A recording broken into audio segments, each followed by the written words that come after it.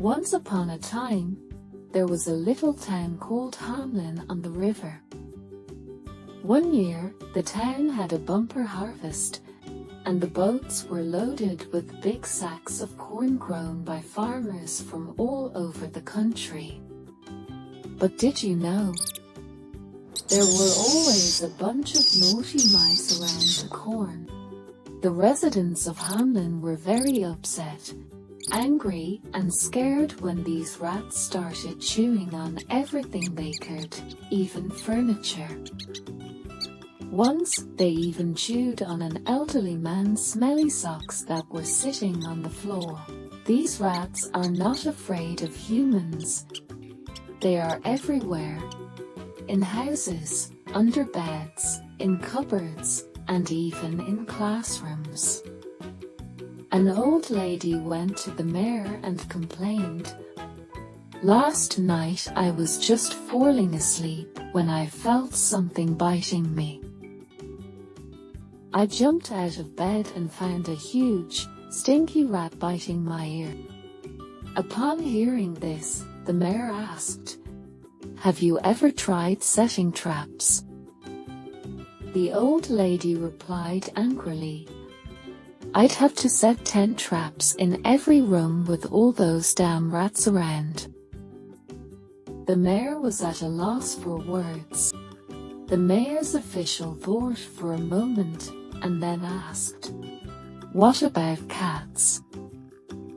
The mayor proudly said, "Great, I've got it figured out." So the mayor orders hundreds of cute cats from pet stores all over the country. Boxes of cats soon arrived in Hamlin, one for each family. The mayor thought to himself, "This should be no problem. But these rats have grown so big and fierce that when the cats see them, they are so scared that they don't even dare to wag their tails and run away immediately." The mayor and the townspeople were desperate when a strange-looking man appeared, dressed in a strange costume.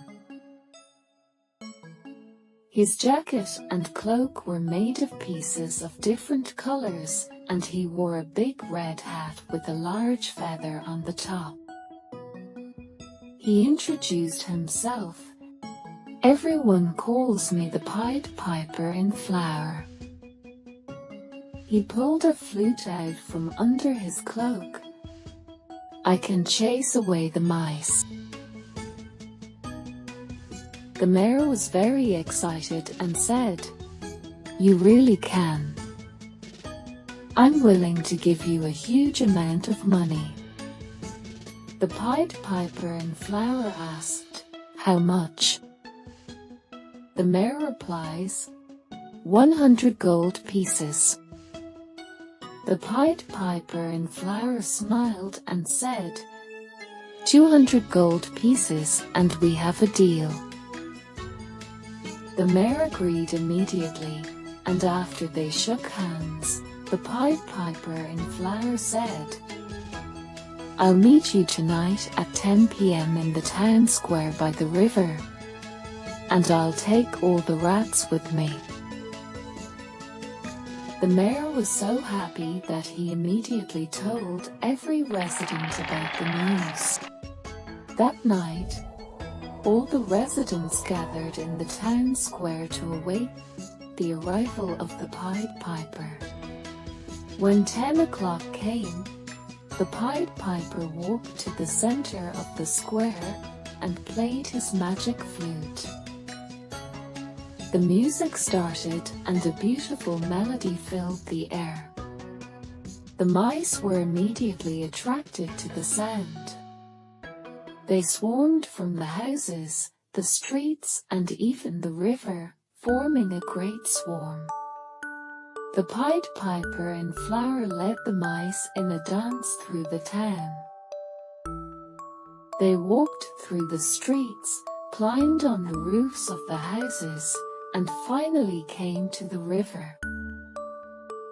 When they reached the river, the Pied Piper stopped playing. The mice suddenly came to their senses and realized that they had been led to the river.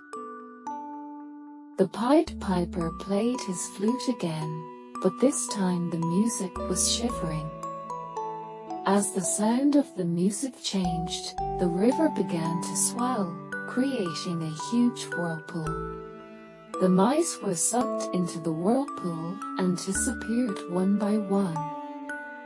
In just a few moments, the town was restored to tranquility. The residents cheered and thanked the Pied Piper in flower for his help. The mayor kept his promise and gave him 200 pieces of gold. The Pied Piper smiled, took the gold, and disappeared from the town.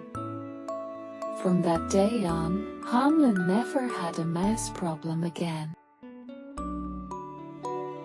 Hey, little guy, do you want to have the Pied Piper in flower? Or maybe you already have a special ability, but you don't even know it yet. Or maybe you already have a special ability, but you don't even know it yet. What you learn now will become your very own special ability in the future. This story tells us that sometimes we need to find unusual solutions to problems, and some people may have special abilities to solve problems, and of course, the mayor's ability to keep his promises is very important. I hope you enjoyed today's story, and we'll see you next time.